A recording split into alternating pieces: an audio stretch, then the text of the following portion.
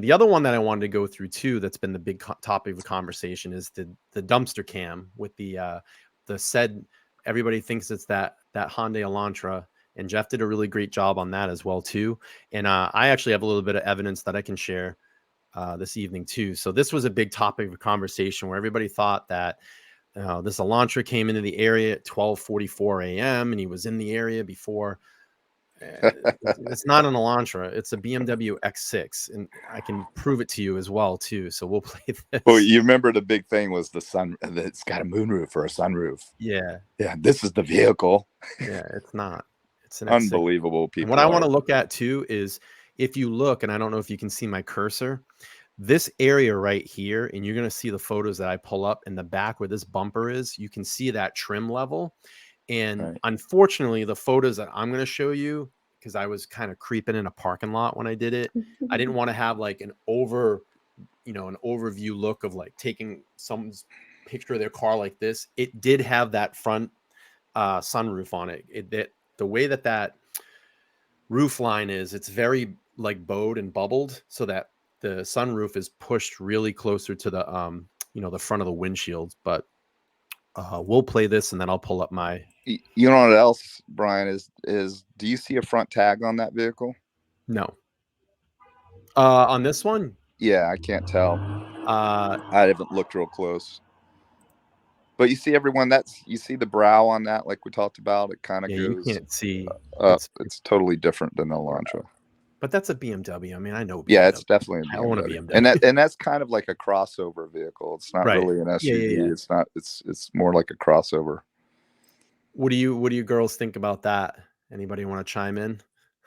Oh, I definitely think that's a BMW. It's just not shaped the right way for it to be a Hyundai Elantra. There you go. I agree. It's definitely not an Elantra. Definitely more elevated with the BMW. Like John said, it's like a crossover. Yeah, this is an X6. I took a photo of this the other day, and you can see what I was talking about where the tailpipe is. That gray area, that's where kind of that bumper runs along. You can see it here in this photo too. Now the sunroof is, I didn't get a good top picture of it, but that sunroof is located more closer to the front of that windshield over there. So another thing too, people have to notice when you have a white car for some reason, and maybe John knows a little bit about this. I know everybody says, "Oh, his windows weren't tinted. His windows weren't tinted." If you have a white car and the interior inside is black or a dark color, and I believe Brian's was, that'll kind of cancel out the light, and it makes it look like your car actually has tinted windows. Because I know people that have been pulled over like at night, and it's just like the factory tint that they put on there, but it looks a lot darker at night. So well, you can clearly see that his windows are tinted too on the traffic stops. I also think the wheels in the other video have black rims, and Kohlberger's car don't have black rims. Right. Yeah, that crossover vehicle has probably a upgraded package. Like this is kind of low level package on this car. I don't see any extras on it. Those wheels are pretty generic. And this is just this is not really related, but kind of related. A lot of people were asking about Brian Kohlberger if he had a GPS like in his car, and I saw somebody, they thought I guess that cracked the case the other day, because they were like, no, you can see inside his car at the traffic light or like the traffic stop.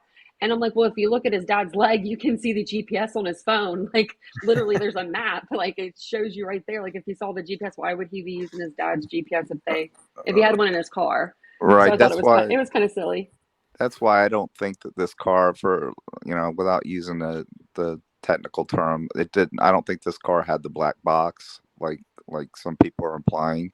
Yeah, where they're gonna get all this data off of it. I don't. Yeah, the Hyundai Elantra he had is a base model. There's nothing very basic about that Hyundai. Not to mention it's a 2015. Yeah. I mean, so but in the future, a lot of vehicles, are already your commercial vehicles are mandated to have them. Your semis and stuff like that. So that's another thing that I would be looking for is.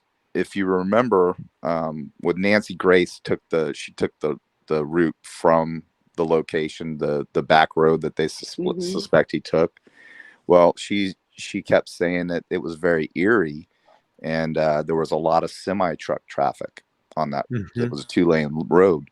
And it was Well, dark as hell out there too, right. she said.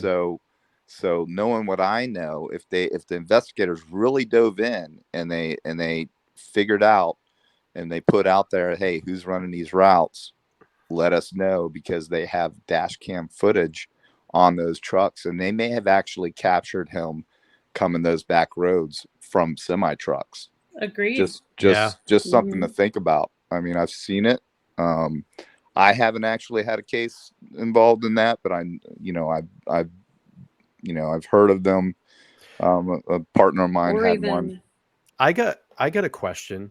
So there's been the thing that's been, well, I guess not really odd to me, but I find it strange, is that they subpoenaed all that video from UPS drivers.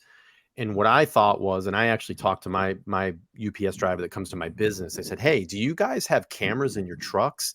And he's like, "Yeah, we do." Yep. And I was wondering if they were just trying to gather all that video to see if they caught him in and around that, because it was I forget the timeline that they had. It was like a week, I think, Yeah, prior like to the 10 to murder. 14 days prior to the murders. So I'm wondering if they caught him scoping that, in and around that area, or they were looking to see where he was at using Well, they could UPS. determine if they contacted FedEx, UPS, or any of the other delivery companies. Even well, not the USPS, but FedEx and UPS, if they could coordinate the timelines and say, hey, we need to know if you were making any deliveries around these times. So they would subpoena the footage and get it. So that's great investigative work right there. So for these sleuths to be saying that they've dropped the ball in this case, they've done a horrible job, that it's just nonsense.